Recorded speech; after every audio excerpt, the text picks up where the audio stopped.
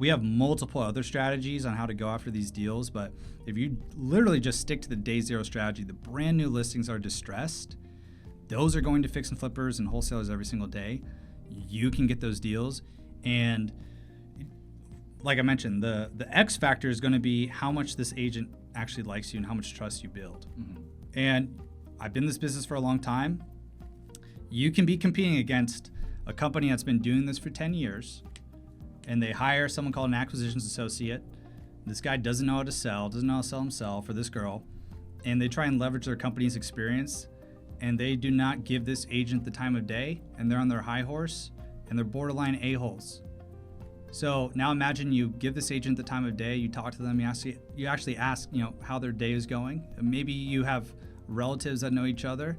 Maybe you have similar sports teams that you like, and now it's 20% building rapport and 80% real estate. You just differentiate yourself from the corporate company that's trying to do this. Right. And I've seen that time and time again, and this is why I'm saying it. If that corporate company is going to offer 170 in a house, and you're going to offer 170 in a house, and all of our other terms are the same, at that point, it's what offer is going to make the agent more money, so we incentivize them with dual commission. So there we go. But also, who does this agent like more, right? Do they like Paul, who's not giving her the time of day, who only talked business for 2 minutes? Yeah.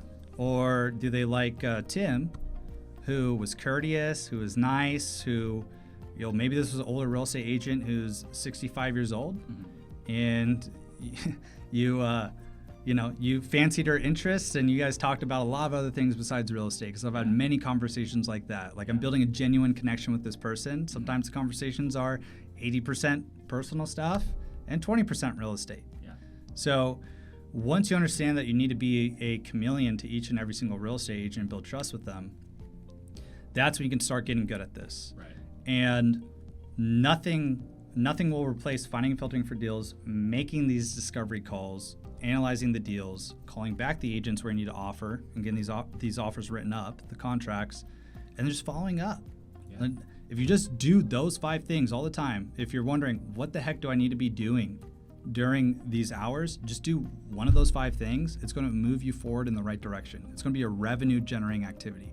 Anything else that you do is going to be noise, right? Saying, I got to go read this other real estate book or this forum, or I have to attend this event to, learn about 401ks, or, I got to go learn day trading now. Like, no, it's not going to move you forward. You know what you need to do now. And I think when people are faced with the music and faced with reality of what they do, and they keep trying to look for other things they need to do, but the point of this conversation today was telling you exactly what you need to do, not deviating from the plan, being as consistent as possible, and then just sticking to it. Right. Yeah, and I love how you kind of broke it down, because when you go through each process like that, it actually shouldn't take longer than those 3 hours a day, realistically, right? So say I have this good system in place. I've been doing it for a couple of weeks now. How many offers should I kind of aim for? And same with my first 30 days of doing it or something like that, Yeah. So we're always going to be, when a train takes off from a station, it doesn't start off going 100 miles per hour, right? Yeah. It's like, right? We got to find our cash buyers first. Okay, you're probably going to stare at your phone for an hour and not make any phone calls at 8 a.m. And you're probably going to start analyzing property. Even like, Alex told me not to analyze property before I call real estate agents. And then you're finally going to kick yourself and actually start doing what you need to do. So, but the people that are serious, I challenge you, your goal at the very least should be an offer a day. And when I say an offer, that's not a text message saying, hey, I'll buy this house at this price. It's having a discovery call and a close call with the agent, talking about it, talking about the property, your offer price, and actually signing a contract to buy it. Right. And signing a contract to where it's not binding yet. It's not under contract till the seller signs it. And the most important thing I'll mention here, I mentioned in other videos, we have back out clauses on each and every deal. So we need to eliminate the worry that you need to buy the property. You have a back out clause on it. Okay? It's called an inspection contingency. Yeah. But when we submit these written offers, 1 a day should get you about 30 offers in a month. What we see generally, it takes about 10 to 15 offers in order to get a deal that pays you around $10,000. Those are the numbers we like to shoot for. Sometimes you'll make more, sometimes you'll make less. Right? Chase and Diana, who we just talked about, they submitted 8 offers and got 2 deals under contract. and profited $20,000 from each deal. So I'm not saying you're going to do that. Don't have those expectations either. Understand it's going to take more offers in the beginning. Understand you're probably going to be at the 15 offer range. But guess what? You submit 15 offers, you don't get a deal. You shouldn't be like, oh my gosh, this doesn't work, da da da da. You should be saying, how can I make these offers even better? How can I submit better quality offers? How can I have better quality conversations with these agents? Because that's really a decent ballpark of what it should take to get one deal accepted. And what I've seen time and time again, people are telling me they're submitting offers, and I say, okay, how those conversations go? And they say, conversations? No, I've just been sending emails, right? And so the distinction is a actual written offer. You actually do that, you're going to be in the game. And the important thing about submitting a written offer, what everyone needs to understand, there's going to be many deals you submit a written offer on, many deals, a house, and guess what? Your offer isn't going to be accepted.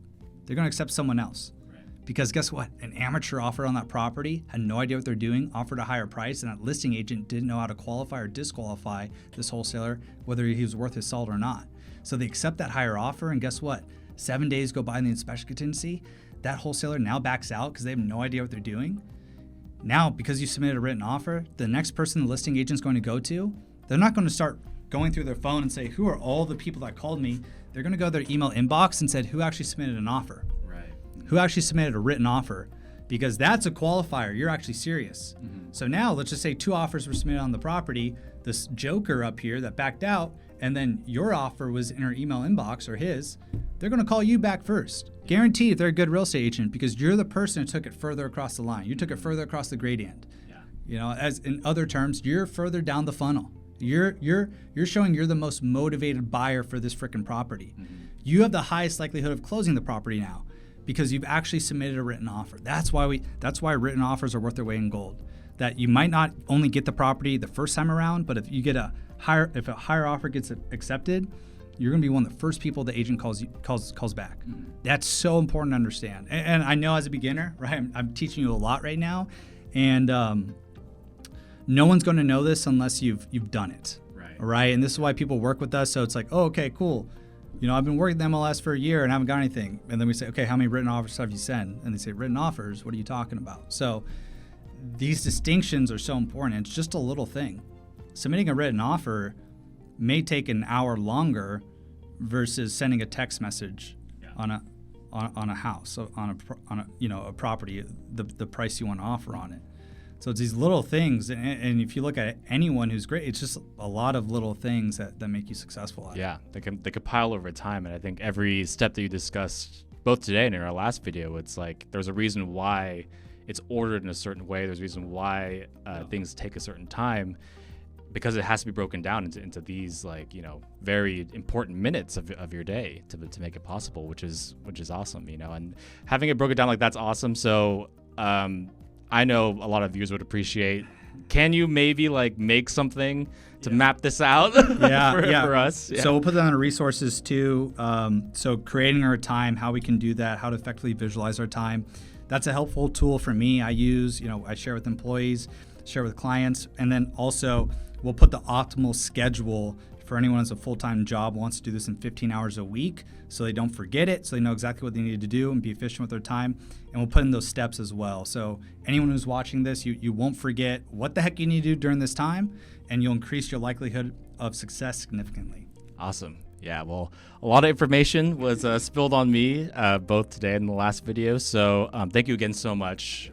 Learning from the master himself, guys. Really, it's the biggest opportunity I've ever had. So thank you again. And anything else you want to say? Just if you enjoyed what we're doing right now, please let us know in the comments below. If you have any questions, if you just want to get started in real estate, maybe you're a beginner, have questions about wholesaling, let us know. We'd love to answer your questions. We like to respond to every single question. And check out realestateskills.com if you're interested in learning more.